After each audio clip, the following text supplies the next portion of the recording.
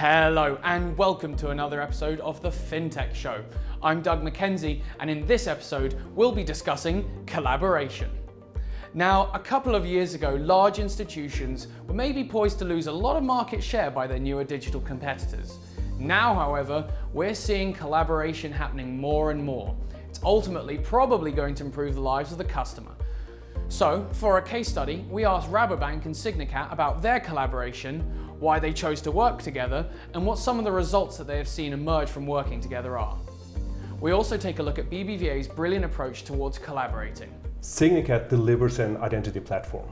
This consists of several models. There's one for onboarding, digital onboarding of customers. There's one for authentication, and there are signatures and seals. So all these together are components of a complete solution. It's a flexible platform that allows you to bring in whatever components you like during the onboarding. For example, you can combine scanning of a passport, taking your own photo, comparing that, etc. So you can set this up in many different ways depending on your needs. So this is exactly what Rabobank has been doing by setting up their e-business solution. Yeah, we're using the platform and we're adding trust and our customer base and the knowledge of the Dutch market, and that combined gives us the entrance to the new market with our digital identity service provider called Rabo e-business. So I guess the key thing to ask here, what have been some of the results we're seeing already? Well, with the last year we've already onboarded 500,000 consumers in the Dutch market, and we're saving for our merchants. We are saving time, we're saving cost, and we keep the customer experience okay in combination with meeting regulations. So that's a nice way to start for us the first year. And I think this is also part of, we did a research earlier this year that showed that more than 50% abandon a digital onboarding. You lose more than half of the customers before you even start.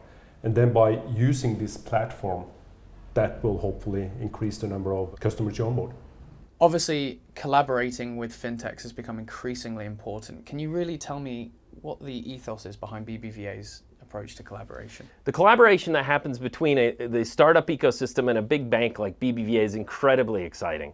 There's benefits that come to both parties. On the startup side, BBVA has been the sponsors of the largest fintech competition in the world for over 10 years now. And having thousands and thousands of startups that come and help us understand what the future of our own industry is, and helping these startups, bringing them in connection with BBVA to understand their teams, their technologies, their business models, and how they can help us help our own customers in true reciprocity, that's magic. But equally powerful is the cultural transformation that happens when you take the best banker in the world, that's been a banker for over 25 years, and knows the industry inside and out. They know their P&L inside and out. And you sit them with a startup that's disrupting their world in a way like they never anticipated. It's like they see a physical transformation comes over them and they see an entirely new world. And the cultural benefits of having our bankers interacting with startups in the ecosystem is incredibly powerful for our core business in helping our customers with core banking. So those are two huge benefits that we see through collaborating with the fintech ecosystem. In addition to that, we're very active in creating our own startups. This year we launched 6 of our own startups that are fintechs themselves, that are outside the core of the bank, that are incredibly exciting new business models. The second is we invest in startups. We have a very active venture capital arm, Propel Ventures, where we're investing in startups that are the future of both finance and beyond finance. We also take strategic stakes in large businesses like, new emerging businesses like Atom Bank, like Holvi, like Simple in the United States, as well as OpenPay in Mexico. So we're very, very active in and have several vehicles in the startup ecosystem because we're obsessed by learning and understanding what the trends of the industries are. And yes, we're actively engaged with consultants and the big tech companies of the world, but some of the greatest learnings that we see at the bleeding edge are from the fintechs themselves. So would you argue there's been a move to collaboration rather than competition? From our side, we deliver, as I mentioned, technology. We deliver technology for digital onboarding, for electronic identities, for signatures. We do not meet the end users. So we provide this technology to financial institutions. There's a need for these trusted entities like the banks, like Rabobank, to provide these services out to the market. So that's where the collaboration comes in between the two of us. Yeah, we had to make a decision on whether a make or buy or a partner, and we choose to partner. If we want to enter the market in a fast way, so the need for speed is there. And last but not least, we need the knowledge and experience of a partner who is present in this market for 10 years. It would help us in that sense as well. How is this part of Signacat's focus on rebuilding people's trust in digital means? So we are now a qualified trust service provider. Qualification means that we have been audited and approved by the European Union as a qualified provider of trust services. And this is important for us. Identity, which is the core of our business, is central to any kind of trust service. You need to know who you are dealing with. So our strategy is to deliver these identity services to trusted parties in society. We don't meet the end users. We don't want to see the end users. We work through partners like Rabobank and others, and they have a trusted brand name.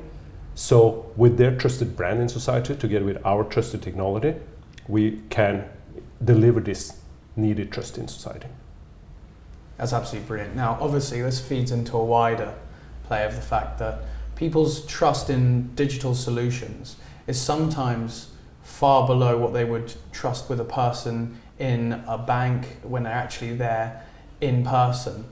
And do you see a move or a shift towards people starting to trust digital means more? You're touching on one of the challenges, of course, and this is also a challenge for us working in an international market because trust is different in different countries. Trust is very high in the Nordics, which is also probably why adoption is so high to use these digital services. People need to get used to them. They need to be shown that they can be trusted, and that's an important part of it. Trust doesn't come by itself. You need to prove the trust. And I have big faith in the combination of trusted brands and trusted technology companies like ourselves to be able to do that, to restore that trust where it's not present. So what makes a good collaboration a great one? Rabobank and Signicat give us their first-hand experience on what they look for and how it can be applied to their own collaboration. We also speak with Signicat separately to discuss where they see this partnership going and where will Rabobank see digital identity heading in the future. For us, a great collaboration is that we share a common vision on the market. We have a common goal as well and sharing the rewards. And well, making it happen needs also working on clients together and on product development. That would make for us a great collaboration we're in right now. So we have the experience with the identities. Rabobank has the experience in the Dutch market and knows that, and then working together we can make this a really great solution on identities together. Really, where do you see the collaboration with Rabobank going in the future? What does it mean for Signicat? Big partners like that is important. We don't meet the end users. We don't have a known brand by the consumers. We need to collaborate by somebody that is known in society, somebody that people trust by the brand name. And banks are typically very high on the trust score. People trust banks. I mean, they trust them with the money, they have the loans, etc. And the way I see it, I think the next natural step is that banks also should be trusted with my identity data, manage that on my behalf, be my identity custodian. And how does having a digital identity really help the institutions with their KYC and taking things into more of a digital side of things? Okay, so to give an example, in Norway, coverage of bank ID is 93%. People use it all the time for different purposes. If I wanted to become customer of a different bank in Norway, I go to the website of the bank, I log in with bank ID, I'm a customer. Because the KYC process is already done by the first bank I initially onboarded, years back, and this is now being reused by the other banks. And of course that simplifies the process for me as the user. It simplifies for the bank onboarding me, and it's a win for all parties having a good EID solution. Having a digital identity is becoming increasingly important when it comes to something like payments, not just onboarding, people handing over digital signatures. Where do you see that going in the future, and will the bank be a part of that?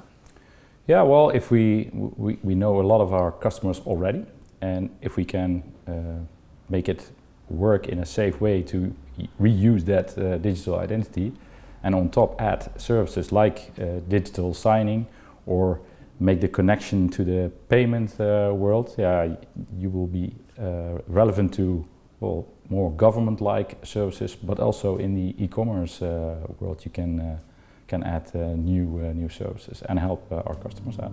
Thanks for watching, and we'll catch you on the next episode of the Fintech Show.